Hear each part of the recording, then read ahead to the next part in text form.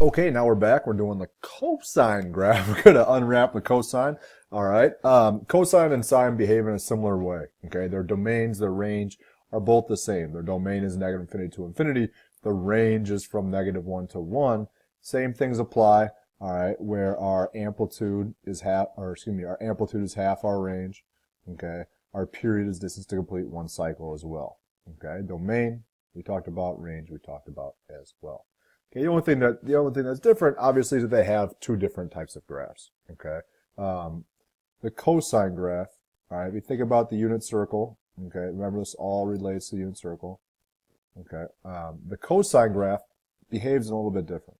All right, remember cosine is our x and sine was our y values. Okay, so the actual graph of cosine is different. We're at 0. What's the value of cosine? The value of cosine is 1. So I'm going to bring up a little video for you and show you that as well. So here's our video similar to the last. Okay, this video starts up here. You'll see that it starts at 1. All right, our cosine at when our input is 0, our output is 1. So as I move up to the unit circle, as I move to pi over 2, cosine hits 0. As I move back down to pi, cosine reaches -1 down here.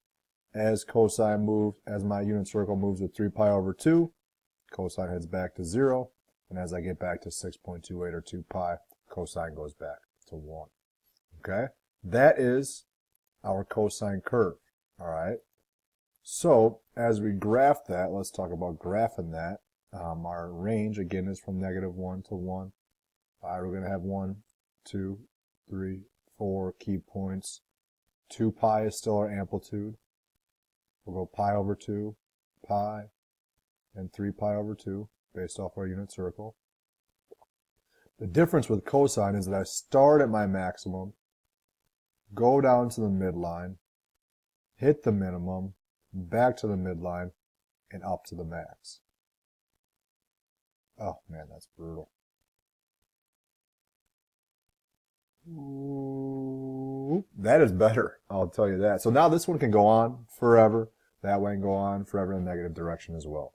Okay. Similar to our sine curve. All right.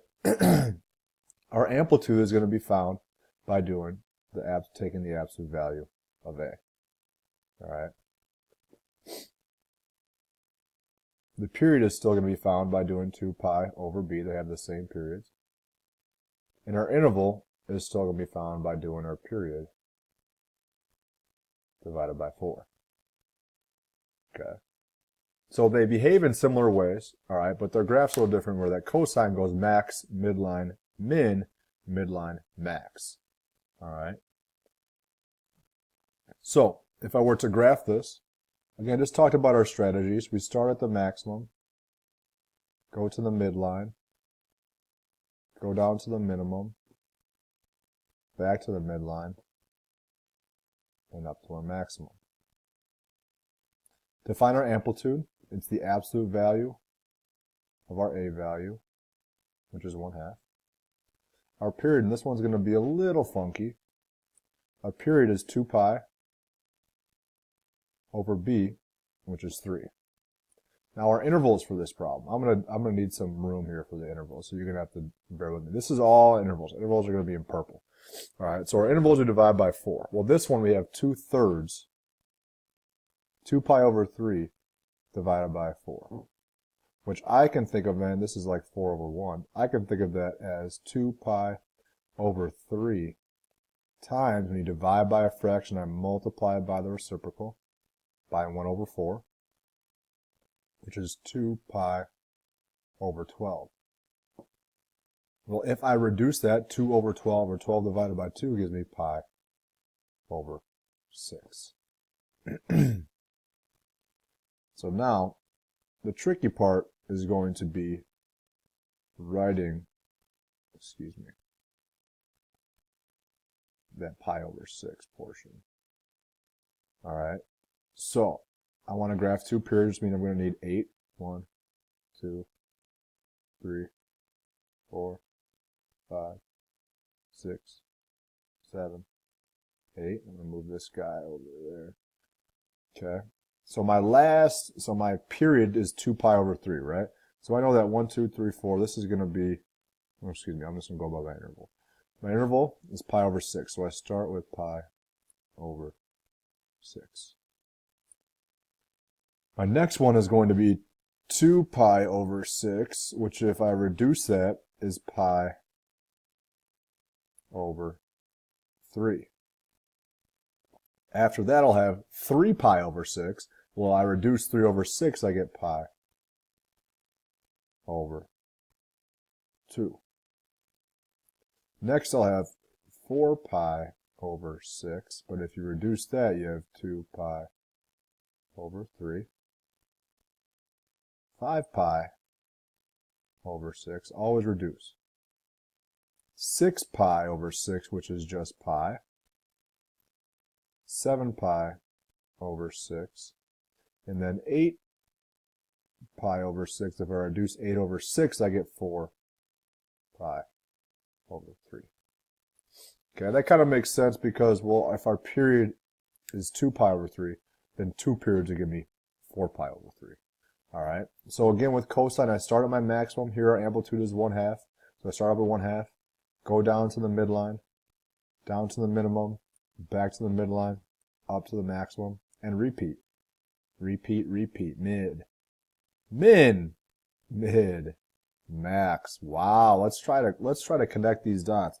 Cosine, oh, a little loop it, swoop it, and then pull. There we go. There's one period,